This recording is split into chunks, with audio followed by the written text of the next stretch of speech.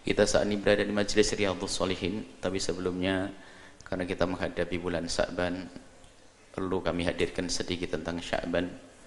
Bulan Sya'ban adalah bulan yang diperhatikan Nabi di saat orang pada lupa dan lalai memperhatikan bulan Rajab dan bulan Ramadan. Nabi memperhatikan bulan Sya'ban secara khusus karena dianggap bulan Sya'ban itu pada waktu itu telah dilalaikan dan dilupakan oleh hamba Allah karena sibuk di bulan Rajab, ibadah di bulan Rajab, dan sibuk bulan Ramadan. Sehingga Sayyidah Aisyah berkata dalam hadis yang diriwayatkan oleh Imam Bukhari dan Imam Muslim, karena Rasulullah SAW bahwasanya baginda Nabi SAW itu yasumu, berpuasa di bulan Sya'ban, berpuasa hatta nakula la yuftir, sampai kami katakan dia itu tidak berbuka. Wa yuftir hatta nakula la yasum, bahkan pernah suatu ketika di bulan itu Nabi pernah berbuka dan hampir tidak berpuasa. Jadi pernah ditemukan Nabi itu puasa banyak sekali di bulan itu, di bulan Sya'ban, dan juga pernah juga hampir tidak berpuasa. Wa ma ra'aitu, kata lanjutan hadis ini, kata Siti Aisyah, wa ma ra'aitu Rasulullah, aku tidak melihat baginda Nabi sallallahu alaihi wasallam istakmala, menyempurnakan siyama syahrin, puasa sebulan, illa Ramadan, kecuali bulan Ramadan. Tidak pernah Nabi itu menyempurnakan puasa bulan Ramadan. Wa ma ra'aitu aktsara siyama minhu fi Sya'ban, dan aku tidak melihat Nabi itu puasa itu banyak di hari-hari kecuali di bulan Sya'ban. Artinya yang ditemukan oleh Siti Aisyah, Nabi Muhammad puasa penuh di bulan Ramadan, dan bulan Sya'ban itu juga banyak berpuasa. Dalam riwayat lafadznya Imam Muslim, Nabi mengatakan, Siti Aisyah dikatakan bahasanya karena Nabi itu yasumu Sya'ban kullah. Bahkan di dalam riwayat lain disebutkan Nabi pernah puasa bulan Sya'ban itu semuanya. Wa kana yasumu Sya'bana illa qalila, dan Nabi puasa di bulan Sya'ban kecuali sedikit. Ini menunjukkan perhatian Nabi dengan bulan Sya'ban. Mari kita selagi Nabi perhatian dengan bulan tersebut, padahal Nabi pahalanya sudah tak kurang-kurang, dosa pun tidak ada, tapi pun demikian beliau semangat berpuasa di bulan Sya'ban. Ayo kita hidupkan di bulan Sya'ban dengan beribadah. Ya, beribadah puasa, khususnya yang punya utang, sempurnakan utang-utangnya di bulan Sya'ban, karena bulan itu bulan diperhatikan Nabi sallallahu alaihi wasallam. Dan ini bulan diangkat amal. Ini bulan-bulan seperti ini, bulan Sya'ban itu bulan persiapan di bulan Ramadan. Jadi agar kita ibadah di bulan Ramadan maksimal, ayo kita bersiap-siap di bulan Sya'ban. Baik, singkat saja ini karena sudah pernah kami hadirkan secara panjang lebar tentang Sya'ban dan apa yang dibalik bulan Sya'ban. Kemudian ada lagi sebagian orang meramaikan malam nisfu Sya'ban. Apakah diperkenankan yang demikian itu? Kok ada orang mengkhususkan di bulan Sya'ban? Ketahuilah, ibadah di hari apapun boleh dan di bulan apapun boleh, apalagi di bulan Sya'ban yang Nabi memperhatikannya. Adapun spesial di malam nisfu Sya'ban memang ada di sana isyarat dari baginda Nabi tentang kelebihan malam nisfu Sya'ban. Dalam hadis yang diriwayatkan oleh Sayyidina Mu'adz bin Jabal, ini Imam Ibnu Hibban mengatakan hadis sahih, Imam Tabrani mengatakan rijalu thiqat, perawinya adalah orang yang bisa dipercaya. Di situ bahwasanya Nabi sallallahu alaihi wasallam qala, berkata, innallaha, Allah sesungguhnya, yattali'u ala, innallaha tabaraka wa ta'ala, yattali'ullahu tabaraka wa ta'ala, Allah subhanahu wa ta'ala melihat. Setiap saat Nabi melihat, setiap saat Allah melihat hambanya. Akan tapi jika disebut secara khusus berarti ada pandangan khusus. Allah mengetahui semua yang terjadi pada hambanya, dan Allah melihat kita kapanpun dan dimanapun. Akan tapi di saat diulang dengan kalimat khusus dan pesan khusus, berarti di situ ada pandangan yang khusus dari Allah. Yattali'ullahu tabaraka wa ta'ala, Allah melihat ila khalqihi, kepada makhluknya, lailatan nisfi min Sya'ban, di malam nisfu Sya'ban. Jadi Allah melihat khusus kepada hambanya malam nisfu Sya'ban. Bagaimana cara pandangan Allah kepada hambanya? Ya pandangan khusus. Jadi kalau pandangan khusus kepada seorang hamba yang berdosa adalah dengan pengampunan. Hamba Anda terkasih dengan rahmat, tambahan rahmat dan berkah. Jika Anda tidak punya dosa, berarti dipandang dengan rahmat, ditambah berkah. Kalau punya dosa diampuni. Dan kata Nabi, wa yaghfiru, dan Allah akan mengampuni li jami'i khalqihi, kepada semua makhluknya. Allah melihat, kemudian setelah itu Allah membagi-bagikan pengampunan di malam nisfu Sya'ban, di jami'i khalqi, kepada semua makhluknya, illa li musyrikin aw musyahin, kecuali dua orang yang tidak mendapatkan pengampunan dari Allah di malam nisfu Sya'ban, yaitu musyrik, orang yang menyekutukan Allah, kemudian yang kedua dari ahli iman, orang yang musyahin, punya kebencian dan dendam serta permusuhan dengan saudara. Maka mari di malam nisfu Sya'ban nanti kita meningkatkan istighfar kita, ibadah yang sangat luar biasa, yaitu istighfar sesuai dengan tadi pengampunan Allah, memohon pengampunan kepada Allah.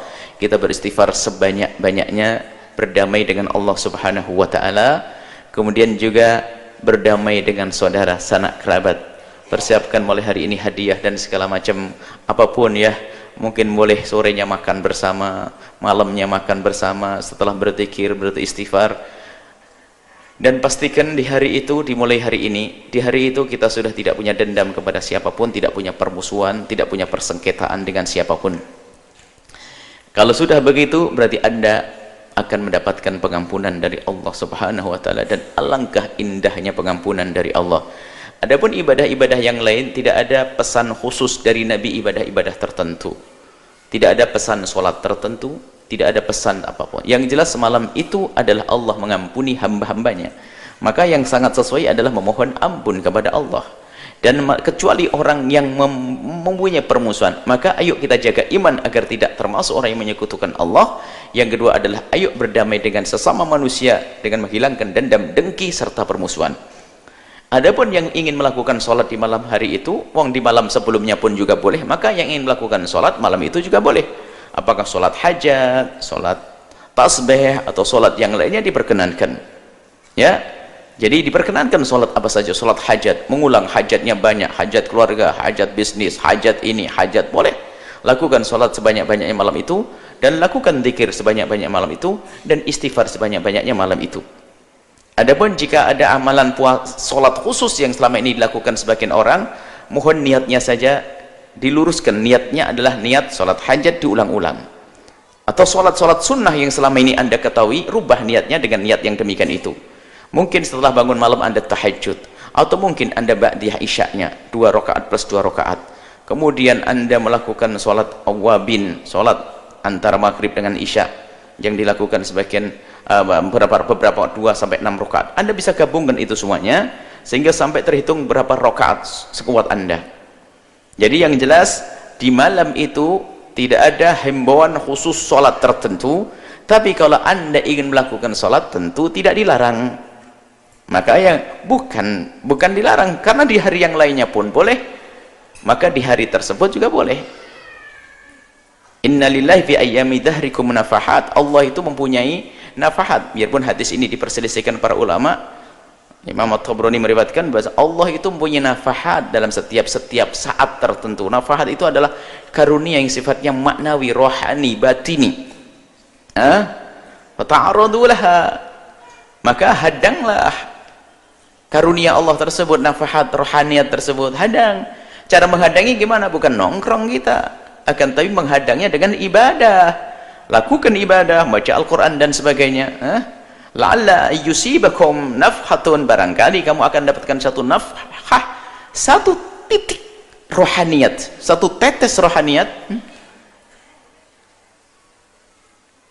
sehingga menjadi sikap falan tasqau abadan, dalam riwayat ba'daha abada, sehingga kau tidak akan menjadi orang yang bakal sengsara selamanya. Jadi perlu, kalau ada berita bahwasanya di hari itu, bahkan dalam riwayat Nabi pergi di suatu ketika dalam hadis yang lain, faqadtu Rasulullah, kata Siti Aisyah, aku kehilangan Rasulullah, karena itu jatahnya Siti Aisyah.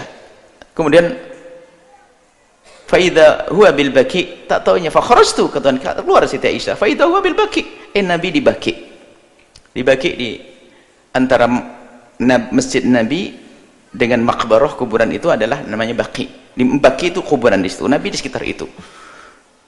Kemudian Siti Aisyah datang. Kemudian ya Rasulullah menegur, kata Aisyah, ya Aisyah, atakhafina ayahaifallahu alaika wa rasuluh, Apakah kamu kenapa ke sini Aisyah? Apakah kamu takut Allah dan Rasul nyanyiakan kamu? Enggak. Kata Rasulullah, inni dhanantu dhahabta ila ba'di nisa'ika. Aku kira kamu ke istri yang lain ya Rasulullah. Faqala Rasulullah menjawab, ya, nazalallahu subhanahu wa ta'ala kama qala Rasul, Allah subhanahu wa ta'ala turun Lailatan Nisfi Sya'ban, maksudnya turun Allah adalah memberikan rahmat secara khusus, memberikan karunia secara khusus Lailatan Nisfi Sya'ban, di malam nisfu Sya'ban. Fayaghfiru, dan Allah memberikan pengampunan li aqtaro, lebih banyak min adadi sya'ri ghanami kilabin, lebih banyak daripada bilangan bulu dombanya Bani Kilab. Jadi Bani Kilab itu adalah satu kabilah yang paling kaya punya kambing, punya domba. Dan itu bulu dombanya suruh hitung. Maksudnya nggak usah dihitung bulunya, maksudnya Allah akan berikan pengampunan seluas-luasnya. Nah, artinya Nabi melakukan, mengkhususkan juga, artinya Nabi malam itu juga melakukan sebuah kebaikan. Maka dari itu alangkah indahnya, alangkah baiknya kalau malam itu kita hidupkan seperti para salafun saleh menghidupkan, dan Anda tidak perlu merasa bingung kalau ternyata ada orang yang mengatakan itu adalah amalan bid'ah. Anda sudah mengerti, yang mengatakan bid'ah itu memang biasa, sedikit-sedikit mengatakan bid'ah, kan sudah ada jelas dari Nabi SAW bahwa malam itu adalah malam istimewa pengampunan. Dan apa layaknya pengampunan? Ya kita minta ampun, kan begitu. Anda minta ampun, Anda mencari waktu itu, menanti hari itu. Maksudnya apa? Nabi memberitahu kalau bukan karena menghimbau kita. Menghimbau tidak harus berkata bacalah istighfar, enggak. Kalau orang cerdas Anda akan paham, saudara-saudaraku, di kampung sebelah Anda pengembala kambing misalnya, Anda pengen rumput, lalu kami berkata di kampung sebelah banyak rumput, artinya apa? Ya pergilah ke sana gitu, nggak usah kau merumput ke sana. Ini jadi hari ini adalah hari Allah, malam ini malam pengampunan. Ya, yang faham mencari pengampunan, selesai. Jadi tidak ada bid'ah di dalamnya, asalkan yang Anda amalkan adalah amalan-amalan yang diajarkan Nabi SAW seperti istighfar, silaturahim, dan seterusnya. Ini saja insya Allah untuk persiapan kita memasuki bulan Sya'ban.